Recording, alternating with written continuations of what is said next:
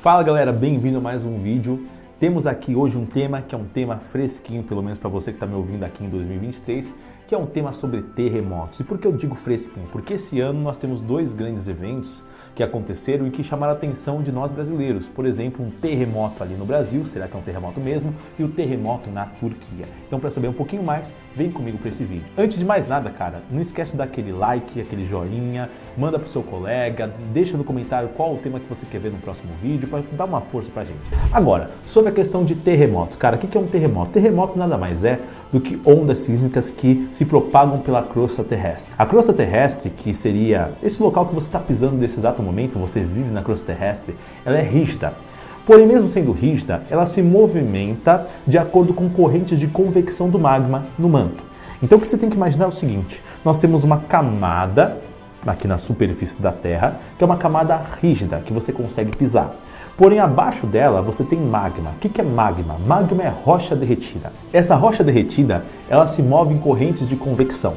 Convecção, você deve ter visto em física, todo fluido ele se move por corrente de convecção. O fluido quente sobe, o fluido frio desce. Nesse movimento de convecção, você tem a litosfera, ou seja, a crosta terrestre, se movimentando. Sim? Como a crosta é dividida em enormes placas, ou seja, enormes blocos de rocha, essas placas se movimentam como se fossem navios à deriva dentro de um oceano. Sim? Tem hora que essas placas se aproximam, movimento de convergência, tem horas que elas se afastam, movimento de divergência, tem hora que elas se raspam, que é um movimento que nós chamamos de movimento transformante ou tangente. Quando elas se chocam ou quando elas estão se raspando, movimento transformante, você tem acúmulo de tensão. E nesse acúmulo de tensão você tem liberação de ondas sísmicas que nós chamamos de terremotos. Então, países, regiões que são localizados perto de limite de placas convergentes e transformantes são países que sofrem muito com terremoto. Exemplo, o Japão, a Índia, Estados Unidos, o Chile.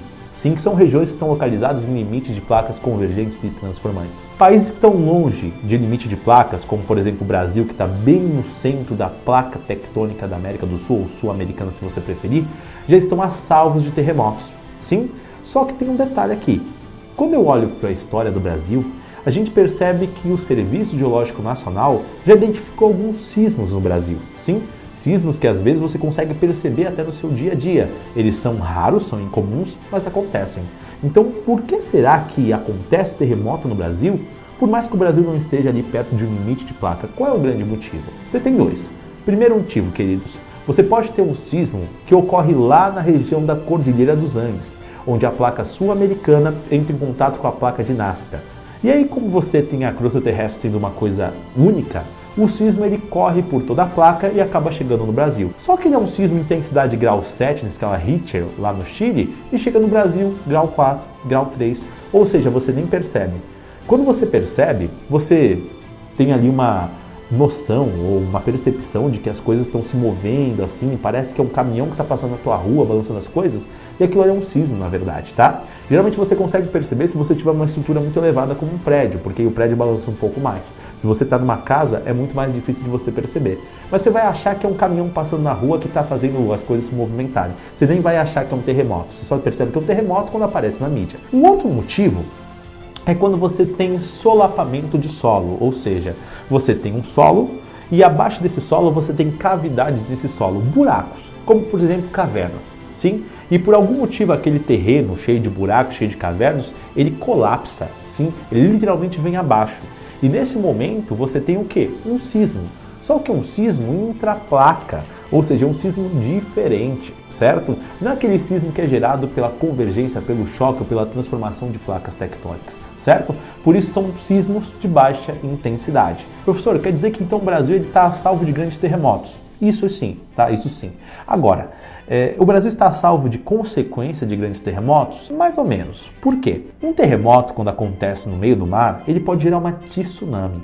Sim?